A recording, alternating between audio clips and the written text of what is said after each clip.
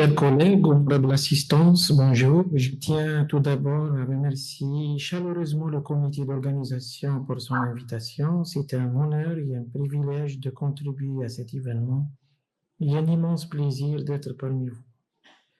Ma présentation portera sur l'intérêt des dosages in situ, et ça sera à travers des cas cliniques.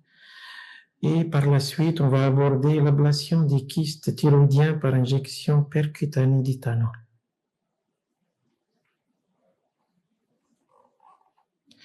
Les dosages in situ concernent principalement trois paramètres en fonction du contexte clinique. Ça sera la thyroglobuline pour les carcinomes différenciés de la thyroïde, la calcitonine pour le cancer médulaire de la thyroïde, et enfin la PTH pour détecter et confirmer les adénomes parathyroïdiens.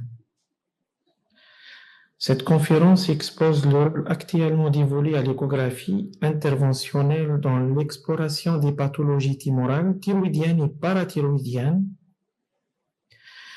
Elle reprend les plus récentes recommandations publiées qui sont celles de l'Européenne et de l'American Thyroid Association.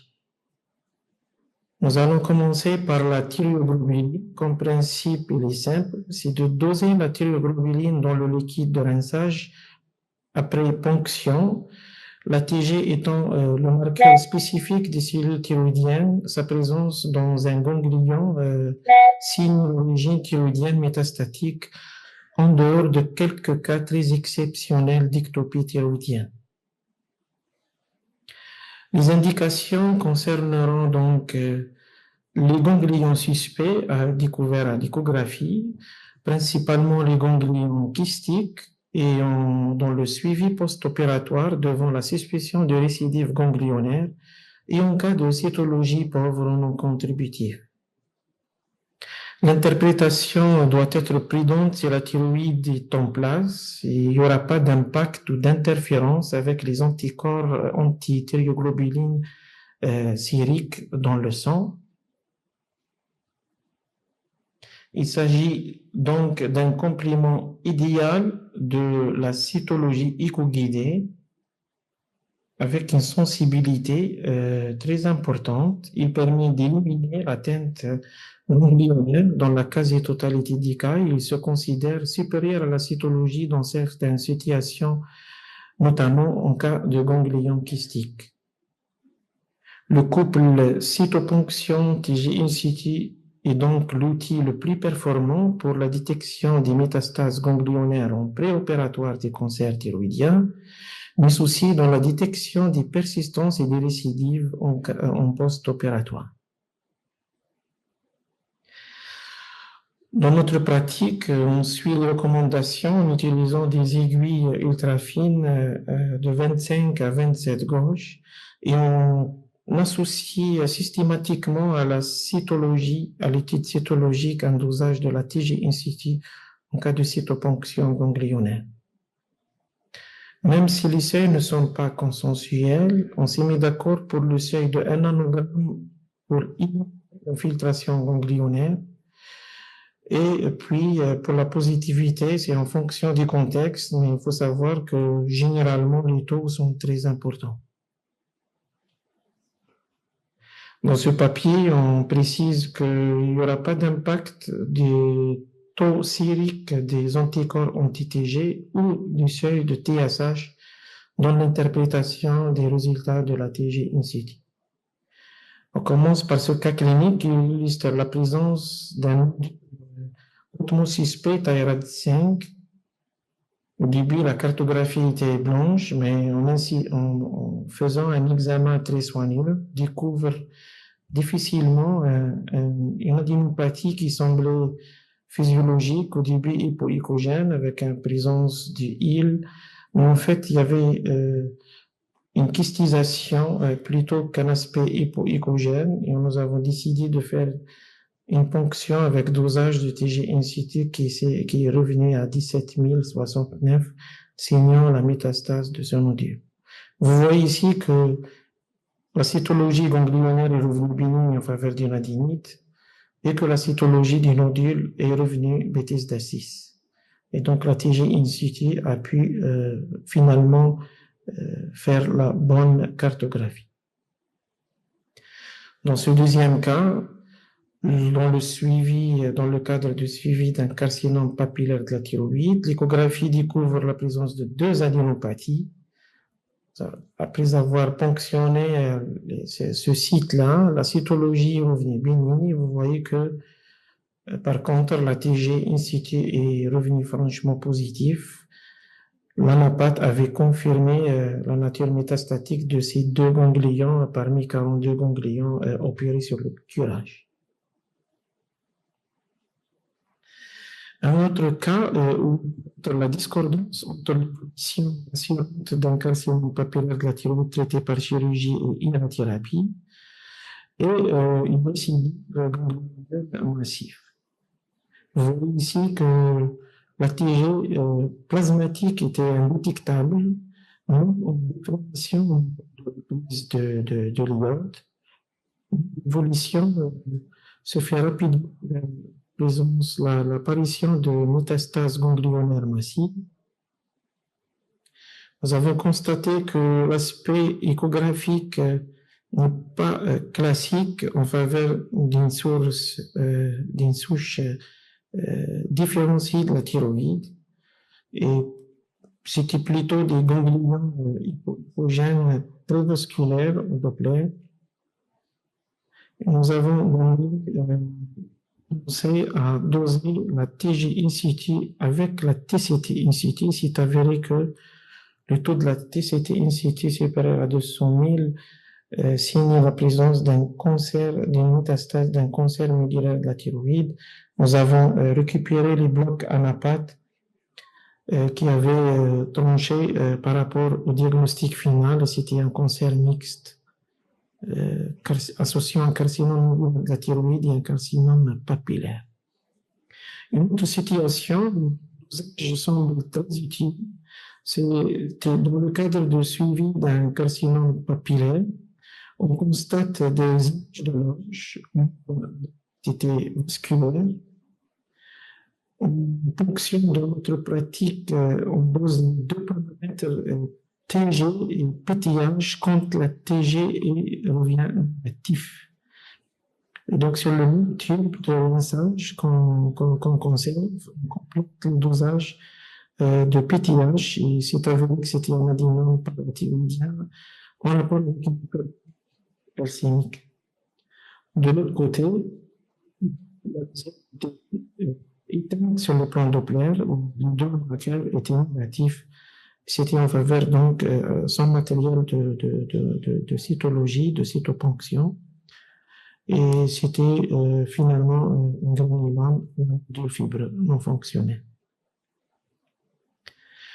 On passe à un autre chapitre, c'est le microcarcinome de la thyroïde.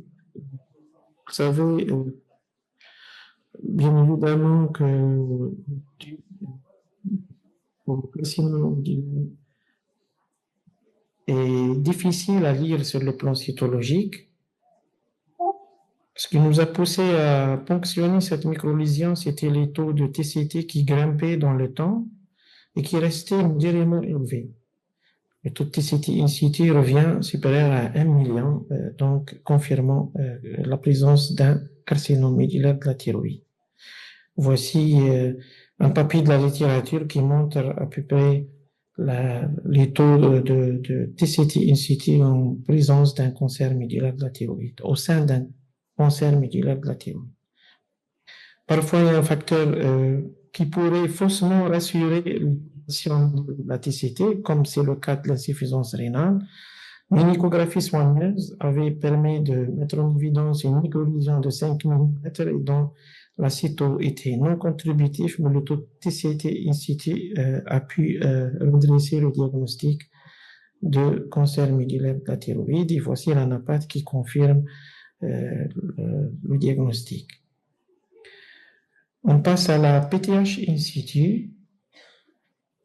Pourquoi PTH in situ? Vous savez que malheureusement, le couple n'aboutit pas toujours à un résultat concluant. Et à ce stade, la chirurgie explorative pourrait être discutée, et c'est déjà une bonne raison qui nous pousse à chercher d'autres alternatives avant le ciel ouvert.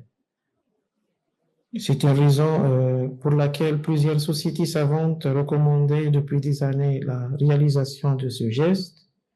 Et avec le temps, la médecine nucléaire a inclus la PTH in situ dans les guidelines dans un but d'augmenter la spécificité diagnostique et la recommander dans certaines situations. Commençons par ce cas de grossesse qui a été hospitalisé pour hypercalcémie maligne. Bien évidemment, la scintigraphie est contre-indiquée et c'est pour cela nous avons réalisé une PTH in situ qui confirmait le diagnostic afin de procéder à un geste mini-invasif au cours de la grossesse. La moitié presque de notre série n'avait pas fixé le traceur MIB, c'était une indication indiscutable de PTH in situ. Les petites lésions, les petits adénomes parathyroïdiens, c'est une bonne indication avec une haute précision de ponction. Les adénomes à PTH intrathyroïdien est une réalité. Dans ce cas, ce patient-là avait un résultat de SPECT-CT MIB négatif et on n'avait pas le choix. Il n'y avait pas de lésion parathyroïdienne dans les loges. On n'avait que ce nodule intrathyroïdien et finalement, c'est avéré que c'est un adénome intrathyroïdien. Les hyperparas récurrentes est une recommandation de réaliser la PTH in situ. Dans certaines situations où le nodule paraît thyroïdien postérieur avec un résultat de cytoponction bêtise d'A4, il est préférable de vérifier ces lésions en réalisant un dosage de la PTH in situ car il peut s'agir d'adénome parathyroïdien enchâssé dans le mur postérieur de la thyroïde. Nous avons vu quelques cas de cytoponction maligne, de lésions intrathyroïdiennes, mais devant le contexte d'hyperpara, nous avons vérifié la PTH in situ, c'est avéré que c'est des adénomes parathyroïdiens et qui ont fixé parfois le traceur MIB lors de la réalisation de la scintigraphie. Les adénomes kystiques, comme vous le savez, la cyto est non concluante et la PTH in situ trouve son intérêt majeur. Les adénomes parathyroïdiens difficiles à détecter, comme l'illustre ce cas d'adénome parathyroïdien rétropolaire supérieur qui mimait un muscle non vertébral. Et vous voyez que la scintigraphie était négative à 3 reprises. C'était la PTH in situ qui a pu retenir le diagnostic d'adénome parathyroïdien. Pareil pour ce nodule enchâssé dans la thyroïde, dans la partie postérieure de la thyroïde, ou si c'était une P4 qui fixait pas le MIB. C'était grâce à la PTH qu'on a redressé le diagnostic d'adénome parathyroïdien.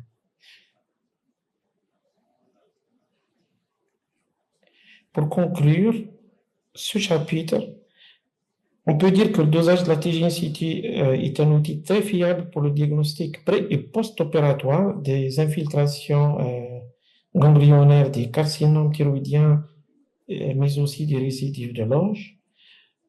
Le dosage in situ de la PTH constitue par ailleurs un outil très fiable aussi pour le diagnostic des lésions parathyroïdiennes inévitables en l'absence d'une fixation à la scintigraphie. On passe au deuxième thème, c'est l'ablation des kystes thyroïdiens par l'injection percutanée d'éthanol.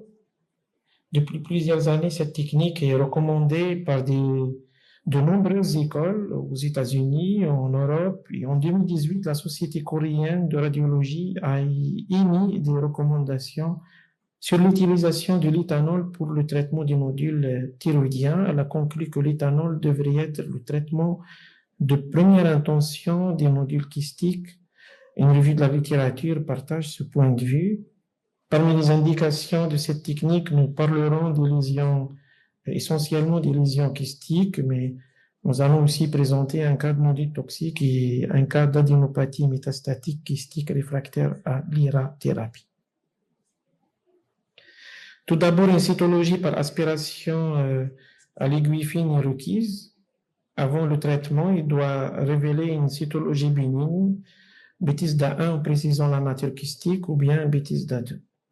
Le matériel est assez simple, il est composé d'une seule aiguille introduite et laissée en place pendant toute la procédure et de plusieurs seringues, une pour aspirer le kyste, une autre pour laver le kyste par le sérum physiologique, une pour injecter de l'éthanol et une seringue dédiée au rinçage final de l'aiguille avant son retrait.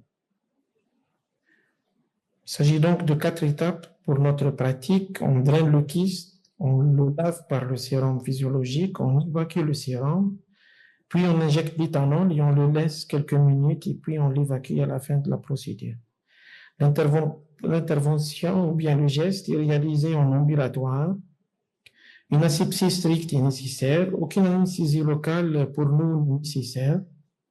En cas de lésion kystique, une aiguille est insérée si possible à travers l'isthme afin d'éviter toute fuite lors de l'injection d'éthanol. Le kyste doit être drainé aussi complètement que possible afin de ne pas diluer l'éthanol qu'on va injecter. Le laisser environ 1 cm3 de colloïd pour une bonne visibilité de l'aiguille. Après aspiration du contenu kystique, on peut effectuer un lavage au sérum physiologique. La pointe de l'aiguille doit rester à distance de la paroi afin de ne pas la traumatiser, notamment la paroi postérieure. Troisième étape, l'opérateur injecte ensuite soigneusement une quantité appropriée d'éthanol pur sous contrôle échographique constant afin de s'assurer du bon positionnement de l'aiguille et de l'absence de fuite extranodulaire. Avant de retirer l'aiguille, nous injectons quelques gouttes de sérum afin de la rincer. Cette astuce vise beaucoup plus à réduire la douleur liée à l'accumulation d'éthanol sur le trajet de ponction. L'éthanol peut être injecté directement sans laver le kyste, lentement, 1 cc par 1 cc, en attendant de revoir entre-temps la pointe de l'aiguille entre chaque injection d'éthanol. Ne jamais dépasser les 50% du volume zinqué, bien drainé. Généralement, 10 cc maximum sont suffisants. Après le retrait de l'aiguille, une compression soigneuse du site de ponction est réalisée. En fin de traitement, une cure de corticothérapie orale est pour nous systématique.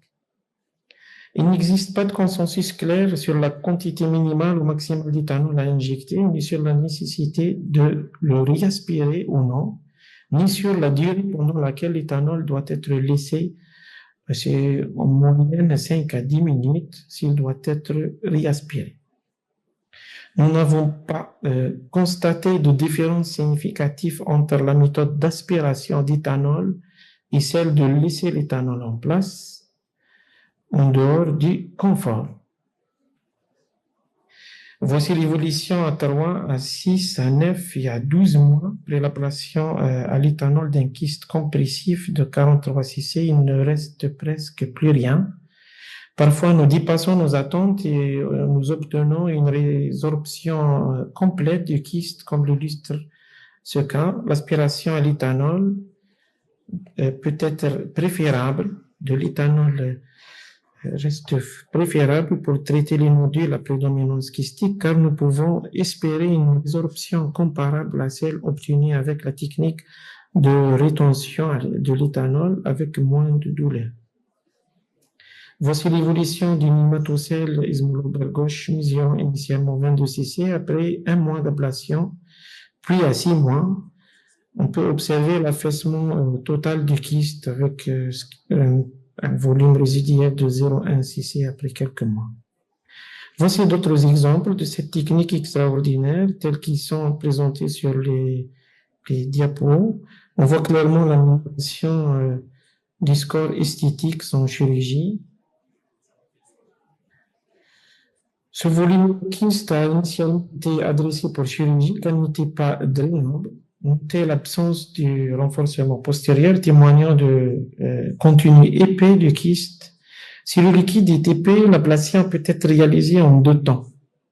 Une injection d'éthanol est d'abord réalisée pour réduire la viscosité, c'est ce qu'on appelle la dissolution. Et puis, nous avons instillé une petite quantité d'éthanol lors de la première séance. À J15, le volume passe de 31 à 45 cc, donc il y a une augmentation du volume avec réapparition d'un renforcement postérieur, la flèche rouge, indiquant la dissolution en liquide en séance d'ablation à l'éthanol est alors réalisée. À J45, on constate une disparition quasi totale des kystes avec un volume résiduel de 0,1 cc, ce qui donne un volume de réduction de 99%. Voici le résultat final après dissolution d'un kyste typé, après un traitement initial par dissolution à l'éthanol, suivi d'ablation complète. Dans un cas impressionnant, nous avons constaté une réponse spectaculaire après seulement une installation de 1/10 cc du volume, centimètre cube du volume kystique colloïde épais, sans passer par la deuxième étape. Ici, c'est tout simplement spectaculaire l'évolution de ce kyste thyroïdien qui était non seulement géant, compressif, déviant la trachée, mais aussi très dur à continuer épais. La première étape, c'était la dissolution par instillation d'éthanol. Quelques semaines après, le volume passe de 90 à 140 cc, mais il n'était pas compressif, assez plus compressif parce que le contenu est devenu plus liquéfié et aspirable, ablaté par la suite par éthanol. Et au résultat final, après 2 mois, 99% de réduction passant à un volume de 1,5 cc. Ici, vous voyez que le geste peut être anodin, sans cicatrice, non hémorragique et voire même non douloureux, si on respecte les recommandations du geste. Ce cas illustre le cas parle d'un nodule thyroïdien volumineux qui dépasse les 100 cc avec un score esthétique à 4, toxique, c'est une hyperthyroïdie FT3, mixte, majoritairement kystique, étant réticent à la chirurgie, nous avons tenté l'ablation par l'injection d'éthanol, utiliser bien évidemment la composante kystique, mais aussi la partie solide qui mesurait 20 cc hypervasculaire et qui fixait à la ceinture. Nous avons injecté d'éthanol dans la partie solide, évolution après 7 mois, réduction volumétrique de 84%, passant à un volume de 16 cc, avec une vascularisation éteinte au Doppler et le patient est en thyroïdie. On termine notre présentation par le cas d'une adénopathie métastatique d'un carcinome papillaire de la thyroïde réfractaire à l'iode. Après l'avoir confirmé par TG in situ, nous avons décidé, après concertation du comité, d'une ablation par éthanol et vous voyez que le volume passe c'est-à-dire il diminue de 70% seulement 3 mois après une séance. Pour conclure, on peut dire que l'injection percutanée d'éthanol est le traitement de première intention du nodule kystique symptomatique et prédominant qui récidive après aspiration, qu'il soit liquide ou épais. L'efficacité de l'injection doit être évaluée cliniquement et par échographie cervicale 3 à 6 mois après l'intervention, après le geste, puis selon l'évolution de la maladie, et je vous remercie.